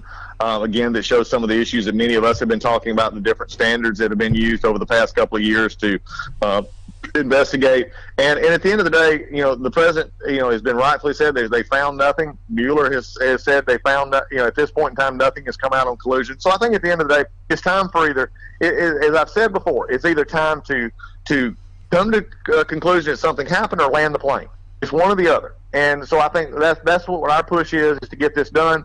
But also I think at the same point in time is that what we need to be focused on right now, the president needs to be focused on, and others, is don't let the distractions of the left or distractions of investigations take us away from what we're positively doing. And I think that's the voter message that we've got to carry out. That's the message that Americans need to carry out, is these distractions that the left are going to throw out at us. Fine, let's focus on the things that matter. Tax cuts, job creation, regulatory rollback, having our military as strong as it's ever been, and also looking at the fact that we're now actually negotiating with North Korea. Who would have thought that a year and a half ago? When we're actually in Syria, when ISIS is gone, when we're actually showing Putin for what Putin is, and that is a Cold War thug who is supporting a rogue regime. So these are the kind of things, Brian, it's easy to concentrate on the negatives, but what we as Republicans, and we've always been this party since Ronald Reagan, we are the happy warriors. We have got to be out there selling the message that these things are happening. These things are moving forward. We may not get 100 yards at a time, but we got 90 yards at a time. We got to celebrate. We've got to take actually a playbook from the Democrats in that regard. We've got to be willing to accept 80%, just like Ronald Reagan was, and say, we'll come back and get the 20% later. But if we keep focusing on the negatives, then the voter turnout will be suppressed, people won't come to vote, and we will lose seats, and they will be seeing a picture that nobody wants to see, and that's a gavel in the hand of Nancy Pelosi. And if we keep it up, that's what's going to happen. Next speaker, Scalise or McCarthy, is that the two choices? And have you made a decision on who you would support for the next speaker? What's going on there? Well, yeah, we'll see what happens the next little bit. I think it's going to probably happen sooner than later, and we'll see. But I think you got McCarthy, Scalise. I mean, they're in line right now, and to move, if they move up, I think that'll be the choices. We'll see what happens. I mean, I've learned up here, especially in these regards, this is the worst kind of discussion, because everybody sort of wants to be nice to everybody. It's just going to be a discussion. But I think McCarthy and Scalise, probably in that order, is probably is the votes that are out there. So we'll just see how it happens. You still support the President of the United States? I have every time I'm on the TV and everywhere else. In fact, we're working together to actually, here's the deal, I'm supporting him to actually move his agenda, actually to move his prison reform agenda, and to move his tax reform agenda, to move these agendas. That's what we've been working on. I talk with the White House our office talks with him most every day. Okay, well, if you talk to him every day, could you tell him to retweet something from me? I'm sorry. Just say there's a guy. Just say I know a guy. Could you just hit retweet or something? All right, Congressman, thank you so much. Thank you so much for coming on today. And and that's the question we're asking: is what is the platform, what to bring Republicans out? And I do think there's a lot. I kind of leave, you know me well enough, I leave it open for you to say what you need to say, but I want to say to our audience, I agree with you. I've been told we got to go. I agree with you when you start looking at the EPA cuts, Dodd-Frank, and what's going on with the engine of this economy. Have a great day. I'm getting the hook, and I know you are too. I know you're busy. Thank you. I know you're busy. Hey gang, we are back. We are live at the office. That was BKP with 7th District Representative Doug Collins, reprising a really good interview he did last week. He touched on a few things. A couple of takeaways for me. There's a couple of things I disagree with, and that's the congressman saying that people don't care who the speaker is. My opinion, I think the speaker needs to go right now, get a new speaker elect, one that represents the interest of our president, Donald J. Trump. Get out there, sing from the same hymnal, and let's make sure that we don't lose the House. Yeah. If you want to see the Financial Committee head by Maxine Waters, then don't show up at the polls. But one of the things that they talked about was Ryan raised more money than any other speaker in history. $40 million here, $5.9 million there. Are they only worried about the money? No. We need to get a speaker out there that tells it like the president wants to tell it. Okay? So thank you for putting that back up there, Amanda. That was great. So what do you want to do? Where do you want to go? Syria. You want to talk about Syria? Yeah, let's set the stage. Syria last week, our President Trump, said that he was not going to take it like Obama did. No red lines in the sand. We've had worldwide rules against gassing, using chemical weapons. Chemical and biological. Since when? 1920 something? 1927? Yeah. Something like that? Yeah, back, I think after the First World War. Yeah. There was so much that was done then. Right. Mustard gas. This guy has done it so many times. Obama didn't do anything about it. Russia came out and said that they would be responsible for making sure Syria, their love child, along with Iran, would not do that. They would be responsible for getting rid of all the chemical weapons. Yeah. So what happens? We get a chemical weapon strike. Where did it come from? That's what they tried to make sure that they knew exactly who the culprits were, and it kept coming back to the same Syria band of pirates, right? Yeah, or their friends. Yeah. So did Trump just go rogue? No. He made a very concerted effort to reach out to our allies, to Macron, to Merkel, to Angela Merkel, and Germany. To the British. Yeah, Theresa May. Theresa May got support from France and Britain, and did a strike last Friday. He ordered a strike. Came to the American people, told them why, and your thoughts. Well, it was something that everyone sort of shakes their heads and go, yes, this needed to be done, but now there's all sorts of second guessing in hindsight. I mean, should have been a UN declaration. UN. Should have gone to the Congress and got, their buy-in or their vote on it. That would take a year.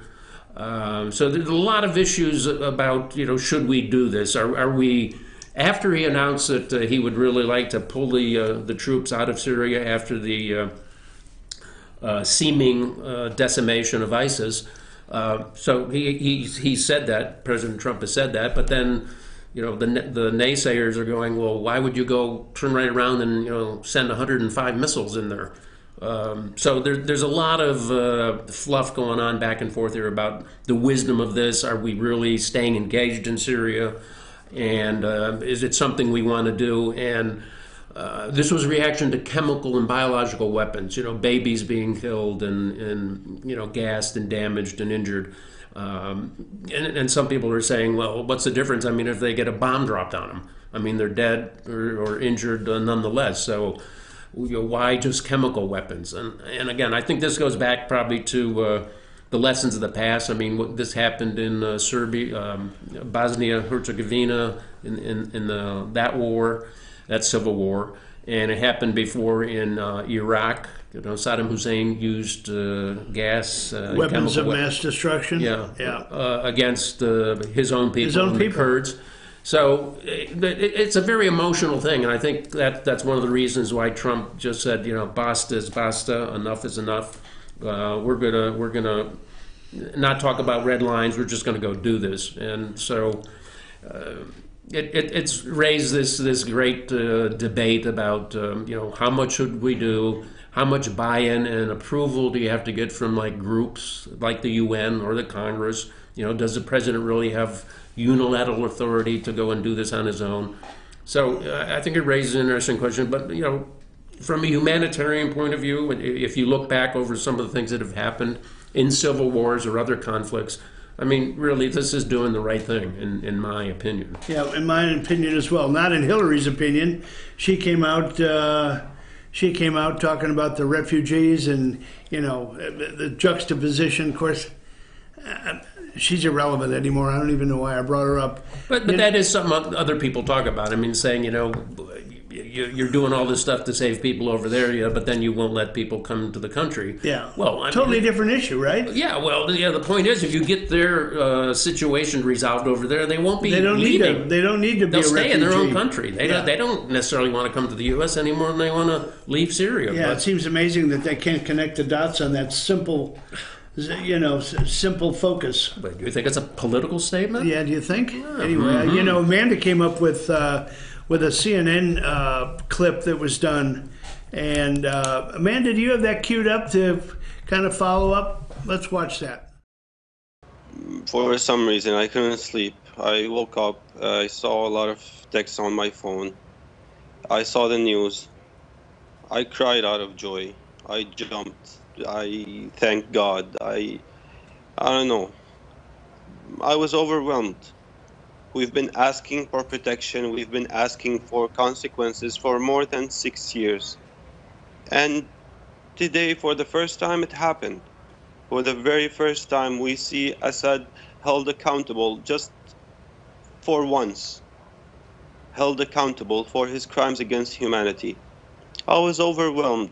I felt grateful for President Trump. I felt grateful for the United States. I felt grateful for each and every person who lobbied and called and kept on talking until someone actually listened. There are people in America, and I hear you supportive of President Trump, and so many people are, Democrats and Republicans, but there are also people over here in America who are saying, all right, so clearly President Trump is motivated by just, as we all have compassion for these just horrible images of these babies who were killed, but at the same time, this is a man who doesn't want Syrians to come into this country with this refugee ban. I want to just play some sound. Hillary Clinton weighed in. We cannot in one breath speak of protecting Syrian babies and in the next close America's doors to them. Quickly, Qasim, how do you see that? With all due respect, I didn't see each and every person who was demonstrating after the travel ban. I didn't see you 3 days ago when people were gassed to death, when civilians were gassed to death. I didn't see you in 2013 when 1,400 people were gassed to death.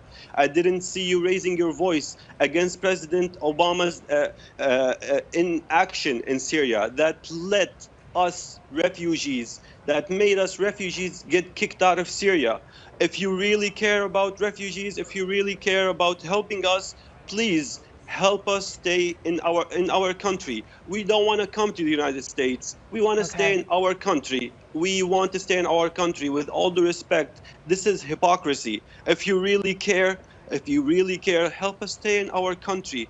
We don't want to become refugees. We want to stay in our country. Help us establish safe zones. Help us stay safe in our country. And if you just give me a few seconds just to tell President Trump once again, please, sir, what you did was amazing. What you did was a powerful message of hope for a lot of people inside and outside of Syria. Please don't stop on this. Please help Syrians stay in their country. Please establish safe zones. Please take out Assad air forces so they won't be able to commit more atrocities using traditional weapons. 500,000 people were killed with traditional weapons, just so people can know what we have suffered in the past 6 years.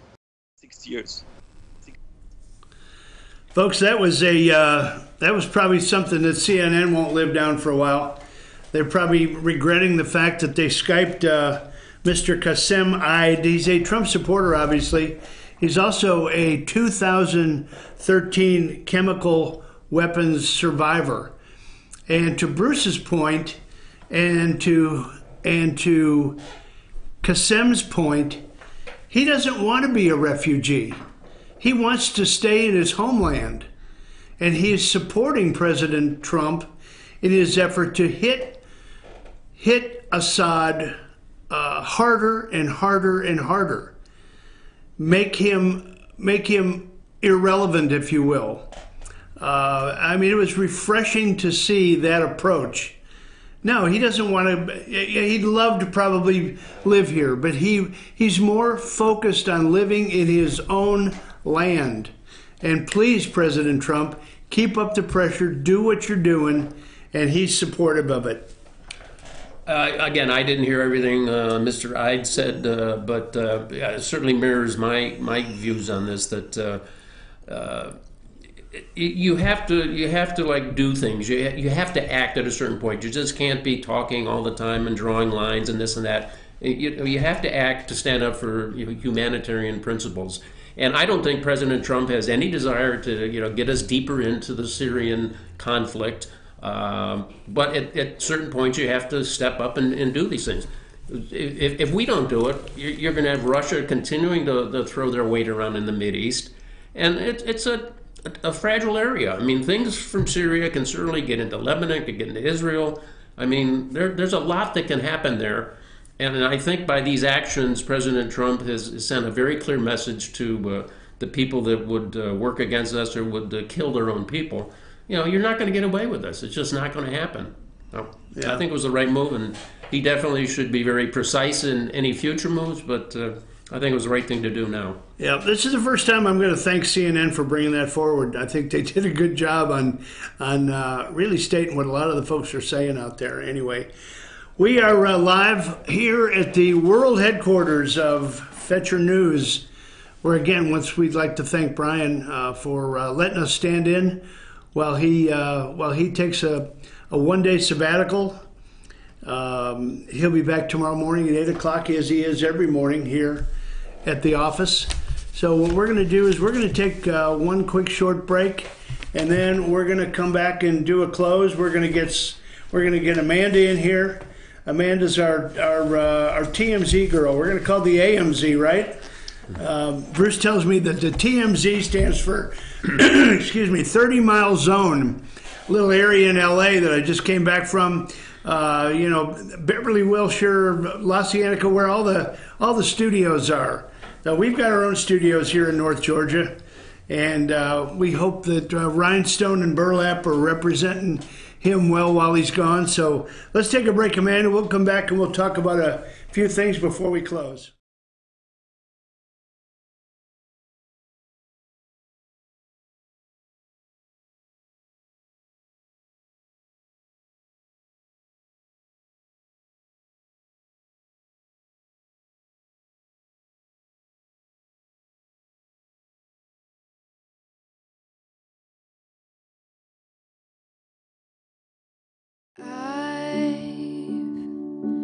Had the time of my life. I never felt like this before. I swear it's the truth, and I owe it all to you. I'll tell you something. This could be love, because I've had the time of my life.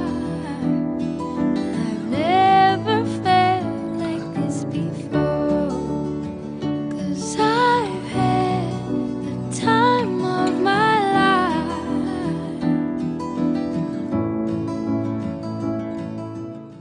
The Tupelo Tea Mission is to provide over 80 premium tea blends for tea lovers who are looking for ways to explore new flavors and blends.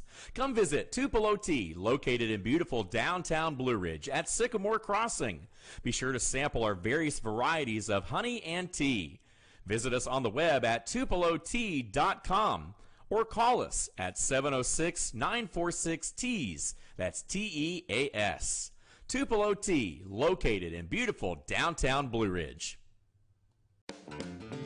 Ace is your healthful place for paint and home goods, tools, outdoor living, and lawn equipment. But did you know Ace Hardware of Blue Ridge is a little bit more? We have hunting rifles and accessories for your next hunting trip. We have Amish furniture imported directly from Ohio. And we have Ace Custom Woodworks for all your custom wood project needs, from cabinets to artwork.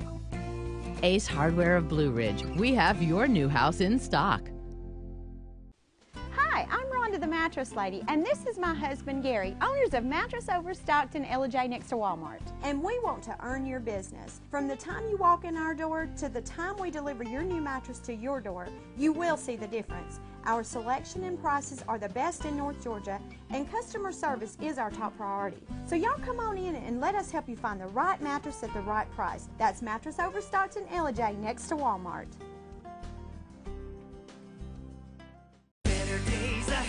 It's just this simple. Nobody beats Days on price. If it's a Chevy, you'll pay less at Days Chevrolet in Jasper. Now save $4,000 off a new 2018 Chevy Malibu, or save up to $10,000 off a new 2018 Silverado Crew Cab. It doesn't matter which Chevy you choose. Nobody beats Days on price. $10,000 off Silverados and $4,000 off Malibus at Days Chevy in Jasper. Better days ahead, Days Chevrolet. Find new roads.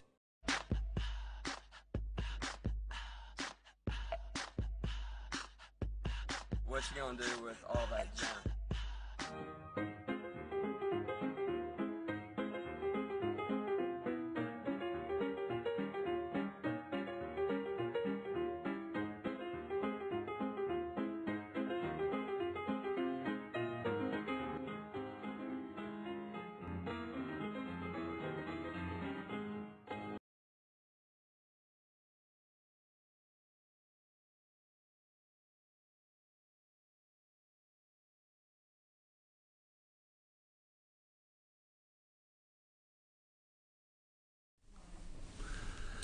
Hey, we are back. Final break. We're having some fun this morning. We're in for BKP, RFG, BAC, Rhinestone, and Burlap, right? Mm-hmm. Yeah, we're gonna try to get a cover gig with Diamond and Silk. We want a piece of that action. Mm-hmm. Yeah. Once again, we are North Georgia's only live online morning show, and we're gonna close today with some thoughts about the royal family and the upcoming nuptials that we've got. I know Amanda's got a piece that she wants to talk about. Ms. Markle might have some tax issues. Is that right, Amanda? Yeah, well, as you guys know, tomorrow is the final day for our taxes. So I actually saw this interesting article that a Diane Mahoney, and she is a tax lawyer with Kaplan and Drysdale, and she advertises for international and private clients, had actually reached out to Meghan Markle about her royal assets. Her royal what? Assets. Her royal assets? Assets, okay, yeah. Okay.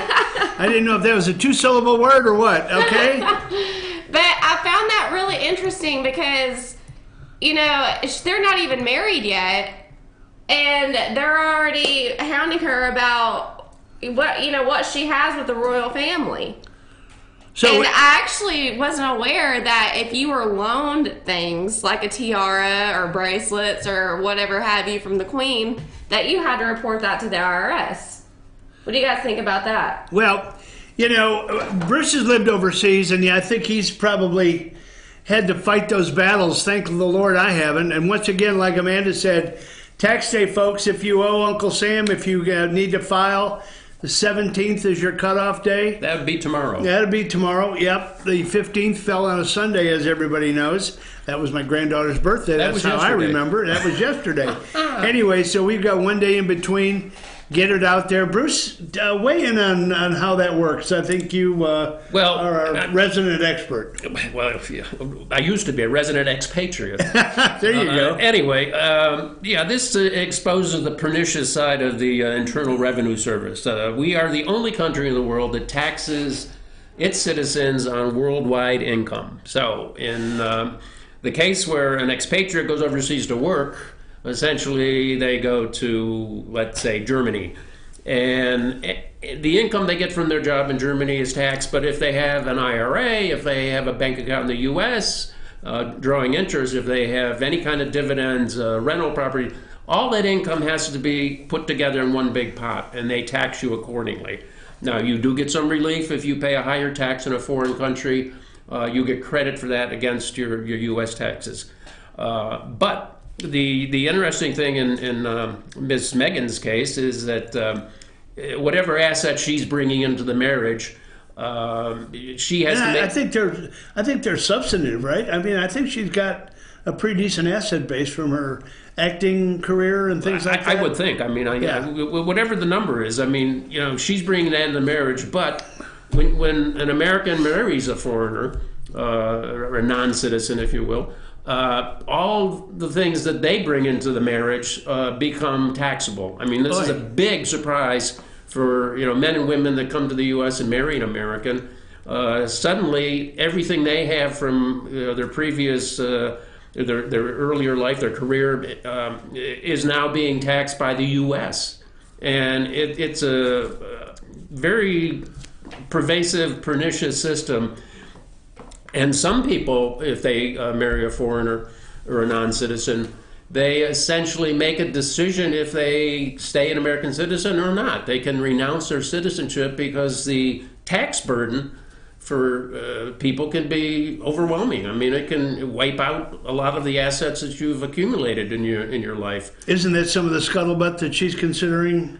Yes, I believe. Well, Amanda maybe could answer that she's maybe thinking about that. One of the things, though, IRS gets you going out the door. If you don't let the door hit your butt. Hey. Yeah, but leave your wallet because they say, okay, they will take a snapshot of your assets and holdings and everything that you have here in the U.S. That they know about. And frozen in time, so to speak. Yeah, and as you take the plane to go to Great Britain to marry the prince, they will say, okay, you have $4 million in assets, as an example, and they will, do a departure tax on your $4 million of assets. So they get you coming or going, and that's one thing. All these politicians, they talk about this and that. You talk about some rules and things like that. They could spend time on making it easier for U.S. citizens and businesses to work internationally, not even going into the royal marriage area. They could spend a lot of time doing that and make it easier for American citizens and companies to keep their hard-earned pay. Yeah, well, I don't know what she's going to do, but she's going to get taxed no matter what. She's getting a lot of scrutiny, and I'm sure she'll weather the storm if she wants to make a mark in the royal family, but yeah, we'll see what happens on that. Amanda, thanks for bringing that to us. You are very welcome. Yeah, thank you. Well, you know what, folks? In the last 5 minutes, we're going to wrap up this fun morning, I think, for both of us. Fun morning. Yeah. Yes. Mm-hmm. Rhinestone and Silk. It's burlap. Rhinestone and burlap. I would be truly remiss if I didn't, we make fun, we jump back and forth. The people here at Fetcher News, first and foremost, they're friends of ours. And Brian, Samantha, the general manager, Amanda has jumped in and done a phenomenal job in producing the show for Brian every morning. She's got 3 children. She gets off to school. Her husband, her partner, they work hard in the community. And she comes to work every day with a smile on her face, I think. And every time I've seen her, she does. Sam, the same way.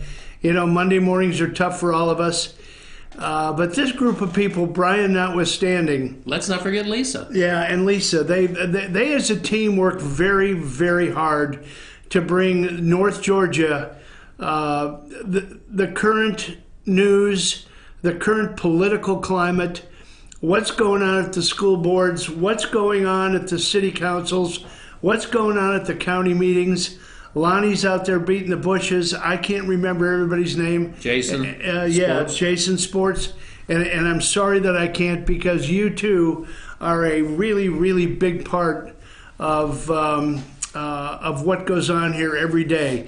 Bruce and I commented during the break that this would be tough.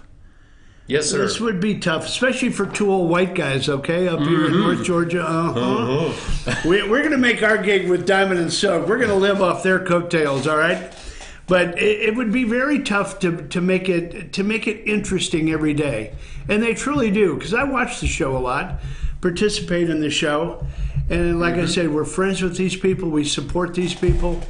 The merchants that you see when we run those 2 and 3 minute commercial spots, those are folks that we see every day. We support local businesses. The local businesses. We try to buy local up here. We support local. We are truly a very giving community. Yes. With all of the charitable organizations, Feed Fannin, the Gilmer equivalent. We've got.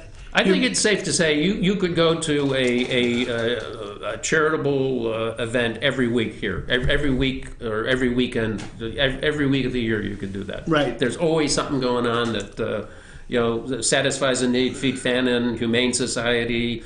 The hospitals, there's always something going on. And we've got apple blossom festivals, we've got Taste of Blue Ridge, we've got the Humane Societies in all the different counties. The same merchants get hit on every time. Fire and Ice, Wine and Jazz Yeah, Festival. I mean, they get hit on constantly. And you know what? They keep coming back. The folks keep coming up here to North Georgia. So, we're proud of what we've got up here. And Bruce, you've got anything to add to that? Are we going to do hits and misses, or are we going to... Hits and misses? No, let's save that for Friday. Okay, we'll save that for Friday. We don't want to mess up the format. We need to stay in character today. Okay. It's kind of, the Rhinestone. I just say, it's been fun working with you, Rhinestone. Yeah. It's always and good. And to you, Burlap. No, this has been great. We hope you enjoyed it and learned a little something, and hopefully we can do it again sometime. Yeah, we appreciate everybody here. We appreciate the time. Brian is going to be back with you tomorrow morning, and let's see. Don't forget, we've got Post 2 commissioners tomorrow morning at the office here with Brian in studio at 8:15. Woody Jensen at 8:40. Jerry Tuso, and at 9 a.m., Carlene Ferguson, your candidates for Post 2. Yeah.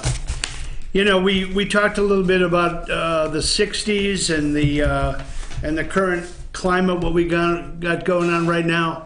I'd love to press Brian and see if he'd give Bruce and I a little bit of time, because we could really have some fun going back and doing a little compare and contrast. Mm-hmm. To the hardcore times we got going on now, to what we had going on in the 60s, everything that came about. There's so many things that happened in the 60s that we could cover. The Kennedy assassination. Mm-hmm. We had Martin Luther King. We had Martin Luther King. We had Robert Kennedy. Mm-hmm. As the song says, where are they? Where are they now? Well, I won't go into that. We can sing that. Yeah, save that. There were so many things that happened in that decade. The riots at Chicago, the whole world is watching during the Democratic National Convention. Landing on the moon. Oh, boy. Yeah, the landing on the moon. That could be a whole other segment for me, let me tell you. But if Brian would let us, we'd love to come back sometime. Other than just the All-Star panel. We've loved it here this morning. I know I'm rambling on. But thank you, Amanda. Thank you, Amanda, for guiding the ship and putting up the videos in excellent shape. Thank you, Sam. Brian, be careful on the road, because tomorrow morning I want to sleep, okay? I will get up at 8 o'clock to come watch your show. But right here in the office, 8 o'clock tomorrow morning, Brian will be here live in studio. Thanks for your time. Thanks, everybody.